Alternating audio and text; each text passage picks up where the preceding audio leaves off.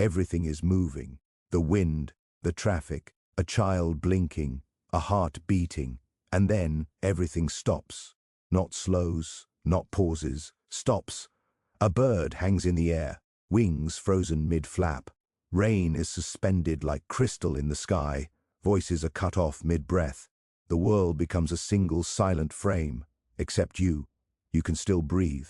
You can still move. You can still think. Time has stopped for everyone in the universe.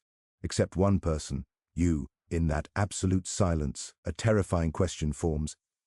Have you just become a god, or have you become a prisoner of time? To understand this, we must be precise about what has changed. This is not a pause button. This is not a slow motion effect.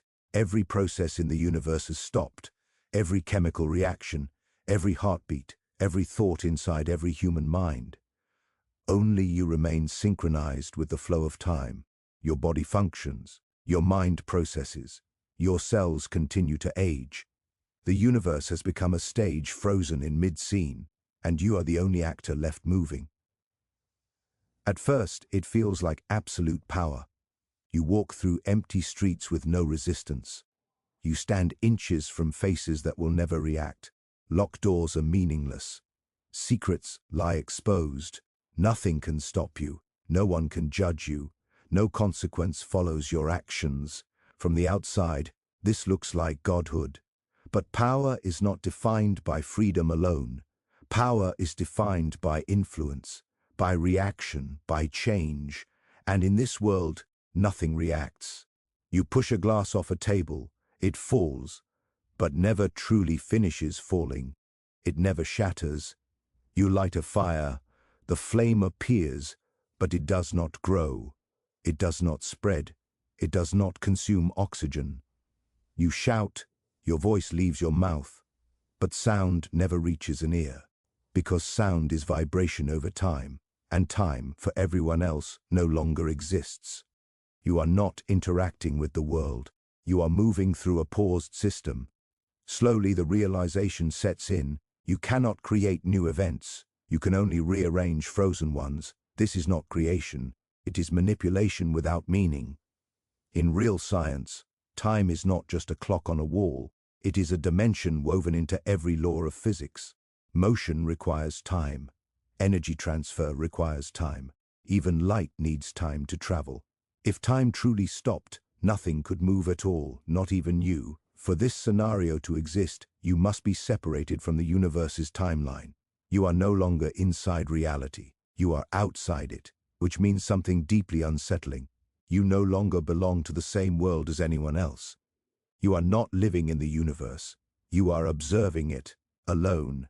At first, curiosity keeps you going.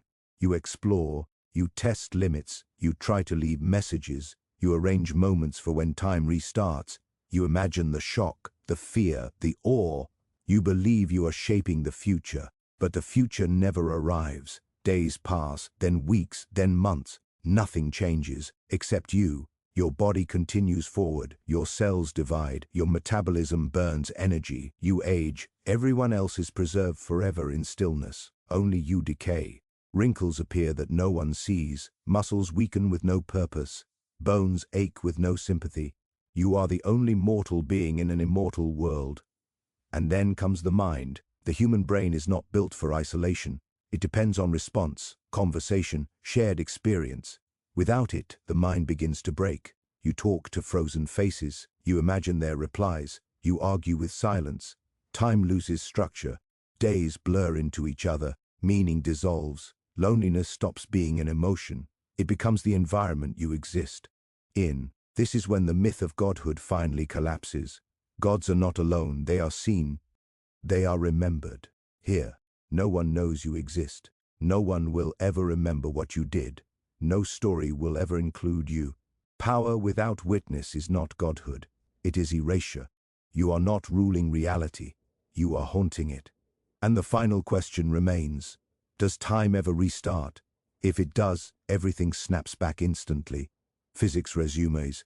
History continues. But where do you fit? Do you re-enter time, aged, changed, damaged? Or are you rejected as a paradox with no place in history?